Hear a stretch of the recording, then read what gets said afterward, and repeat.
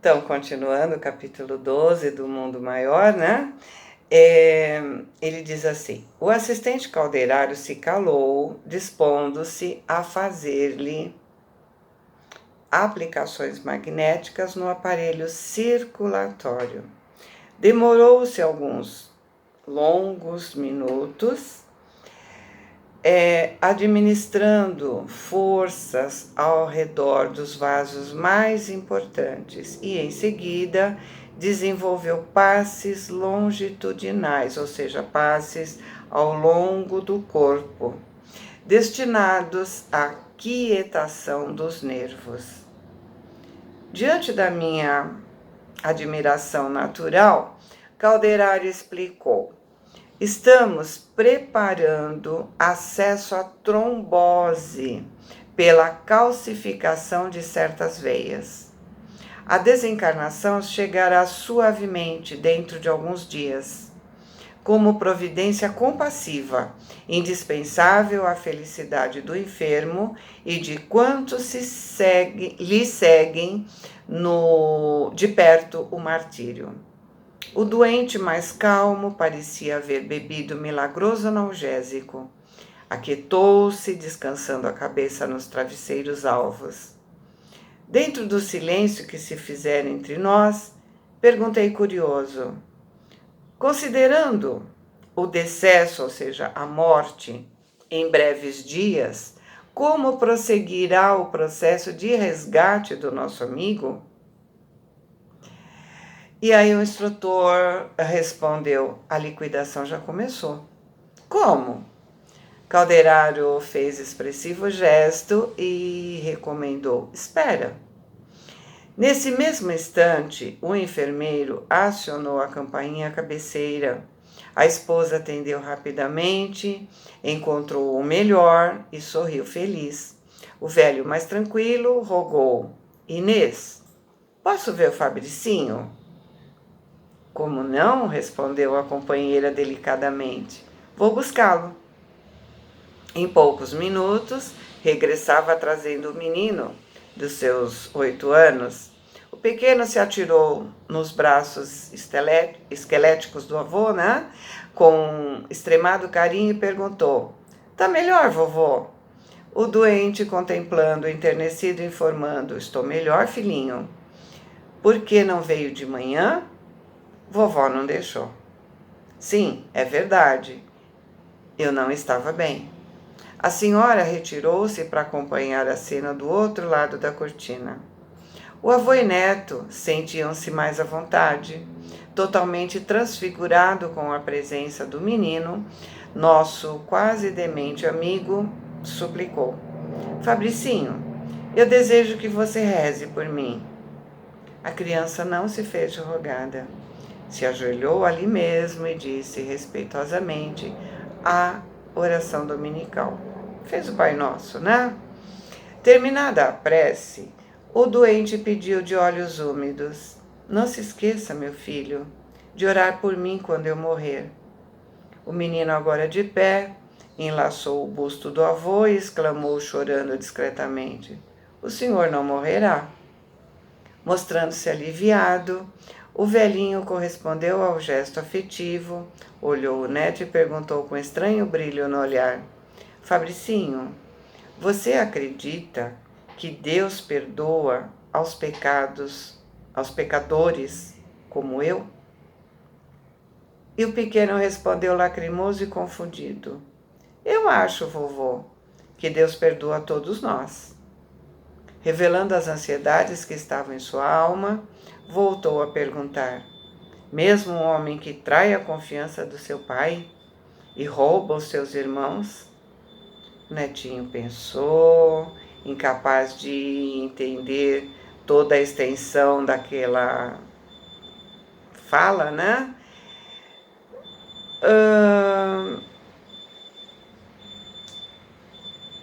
Aí ele, assim, com desejo de agradar o avô, de qualquer modo, ele falou na sua simplicidade infantil: eu penso que Deus perdoa sempre. E agora o velhinho, mais confortado, diz: é o que eu pretendia saber. A conversa entre os dois prosseguiu afetuosa e amena. E após detido exame, Calderaro apontou para a criança e esclareceu: esse menino é o ex-pai de Fabrício, que volta ao convívio do filho delinquente pelas portas benditas da reencarnação. É o único neto do enfermo e mais tarde assumirá a direção dos patrimônios materiais da família, bens que inicialmente lhe pertenciam. A lei jamais dorme. Assombrado com a informação, remoí as perguntas que me afloraram espontânea. Como se redimiria por sua vez o velho Fabrício? Regressaria também em dias futuros naquele mesmo lar? Sofreria os desequilíbrios completos depois da morte do corpo denso? Ou seja, será que ficaria louco depois da morte? Demorará na perturbação? Calderaro, dando por terminados os nossos trabalhos de assistência na casa, sorriu para mim, preparou-se para a retirada e disse: nosso amigo enfermo, guardando na mente os resíduos da ação criminosa, logo após o abandono do corpo físico, vai experimentar por muito tempo os resultados da sua queda, até que o sofrimento elimine os elementos malignos que lhe intoxicam a alma. Quando esse serviço purgatorial estiver completo, então... E o André ansioso diz: regressará aos seus familiares? Aí o Calderário responde: se o grupo consanguíneo atual houver elevado o padrão espiritual a luminosas culminâncias, será compelido, ou seja, será obrigado a se esforçar intensivamente por alcançar. Ou seja, se eles estiverem evoluído do jeito que eles estavam, né, porque eles estavam todos no bem, ele terá que se esforçar muito para poder continuar no meio deles. Entretanto, jamais será desamparado. Todos temos a imensa família dentro da qual nos integramos desde a origem, que é a humanidade. Nesse instante, deixávamos o aposento suntuoso. Em breves segundos, tornávamos a natureza, gozando a bênção do céu muito límpido.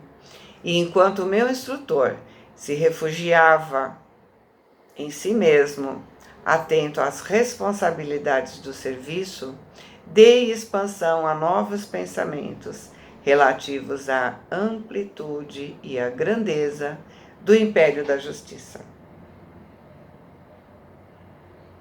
Então, pessoas que têm poder e acham que estão acima do bem e do mal, que nada vai acontecer a eles, não serão pegos por seus crimes, com certeza estão vivendo ou viverão muita angústia. Medo de serem pegos de uma ou de outra forma, medo de passar vergonha ao serem presos pela justiça humana. Eles acham que não serão pegos, mas sabem que isso pode acontecer. Desculpa. Essas ações têm consequências. É preciso ter bons pensamentos. E para ter bons pensamentos é preciso ter boas ações.